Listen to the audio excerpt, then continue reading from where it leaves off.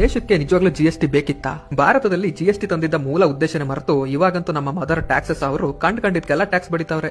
ನಾವು middle class ಜನ ದುಡಿಯೋ ದುಡ್ಡಿಗೆ ಅವರೇಜ್ 15% ಟ್ಯಾಕ್ಸ್ ಕಟ್ಟಿ ಸರಿ ಉಳಿದಿರೋ ದುಡ್ಡಲ್ಲಿ ಹೆಂಗೋ ಕಷ್ಟಪಟ್ಟು ಕೂಡಿಟ್ಟು ಫ್ಯಾಮಿಲಿಗೆ ಒಂದು ಕಾರ್ ತಗೊಳಕ್ ಹೋದ್ರೆ, ಫಾರ್ ಎಕ್ಸಾಂಪಲ್ ನೀವು ಒಂದು 20 ಲಕ್ಷ ಕಾರ್ ತಗೋತೀರಾ ಅನ್ಕೊಳ್ಳಿ, ಅದರ ಮೂಲ ಬೆಲೆ 11 ಲಕ್ಷ, ಮಿಕ್ಕಿದ 9 lakh 28% GST, 20% road development cess, road tax ಅಂತಾನೆ ಕಟ್ಟಿರ್ತೀವಿ. ಇಷ್ಟೆಲ್ಲ ಟ್ಯಾಕ್ಸ್ ಕಟ್ಟಿ ಇನ್ನ ಗಾಡಿಗೆ ಪೆಟ್ರೋಲ್ ಹಾಕ್ಸಕ್ ಹೋದ್ರೆ ಅದರಲ್ಲೂ 50% ಟ್ಯಾಕ್ಸ್. ಇನ್ನ ಗಾಡಿನ ರೋಡ್ ಗೆಲ್ಸಿ ಮುಗೀತು, ಮಧ್ಯ ಟೋಲ್ ಇಟ್ಟು ಟೋಲ್ ಟ್ಯಾಕ್ಸ್ ಬೇರೆ ಕಟ್ಟಿ ಅಂತಾರೆ. ನಮ್ಮ ಸ್ಯಾಲರಿಗೆ up to 30% tax, fuel 50%, vehicles ಗೆ 20 to 50%, ಇನ್ನ ದಿನ ಬೆಳಗ್ಗೆ ವಸ್ತುಗಳಿಗೆ 5 ರಿಂದ 28% ಜಿಎಸ್ಟಿ. ಅಂಡ್ ತುಂಬಾ ಕೆಟ್ಟ ವಿಷಯ ಅಂದ್ರೆ ನಮ್ಮ ದೇಶದಲ್ಲಿ ಎಜುಕೇಶನ್ ಮೇಲೆ 18% ಜಿಎಸ್ಟಿ ಹಾಕವ್ರೆ. ಇಷ್ಟೆಲ್ಲ ಟ್ಯಾಕ್ಸ್ ಕಟ್ಟಿ ನಮಗೆ ರಿಟರ್ನ್ ಸಿಗ್ತಿರೋದಾದ್ರೂ ಏನು? ರೆಸ್ಪಾನ್ಸ್ ಇಲ್ದಿರೋ ಗವರ್ಮೆಂಟ್ ಆಫೀಸ್ಗಳು, ಗವರ್ಮೆಂಟ್ ಹಾಸ್ಪಿಟಲ್ಗಳು, ಓವರ್ ಕ್ರೌಡೆಡ್ ರೈಲ್ವೆ ಸ್ಟೇಷನ್ಸ್, ಮುಚ್ಚೋ ಪರಿಸ್ಥಿತಿಲಿರೋ ಗವರ್ಮೆಂಟ್ ಸ್ಕೂಲ್ಸ್. ಇನ್ನ ಕೆಲವರು ಕಣ್ಣಿಗೆ ಬಟ್ಟೆ ಕಟ್ಕೊಂಡಿರೋ ಭಕ್ತರ ವಾದ ಏನಪ್ಪಾ ಅಂದ್ರೆ ಯುಎಸ್ ಕೆನಡಾದಲ್ಲಿ ಇದಕ್ಕಿಂತ ಜಾಸ್ತಿ ಟ್ಯಾಕ್ಸ್ ಕಟ್ತಾರೆ ಅಂತ. ಹೌದಪ್ಪ, ಅಲ್ಲಿ ಕಟ್ಟೋ ಟ್ಯಾಕ್ಸ್ ತಕ್ಕಂಗೆ ಅವ್ರಿಗೆ ಹೈ ಕ್ಲಾಸ್ ಫೆಸಿಲಿಟಿ ಮತ್ತೆ ವೆರಿ ಇಂಪಾರ್ಟೆಂಟ್ ಹೆಲ್ತ್ ಫ್ರೀ ಇದೆ. ನೀವು ಯಾವ್ದೇ ಕಾಯಿಲೆ ಬಂದು ಹಾಸ್ಪಿಟಲ್ ಎಷ್ಟೇ ಬಿಲ್ ಆದ್ರೂ ಅದನ್ನ ಗವರ್ಮೆಂಟ್ ಕಟ್ಟುತ್ತೆ. ನಮ್ ದೇಶದಲ್ಲಿ ಹೆಲ್ತ್ ಮತ್ತೆ ಹಾಸ್ಪಿಟಲ್ ಬಗ್ಗೆ ನಾನೇನ್ ಸಪರೇಟ್ ಆಗಿ ಹೇಳೋದ್ ಬೇಡ.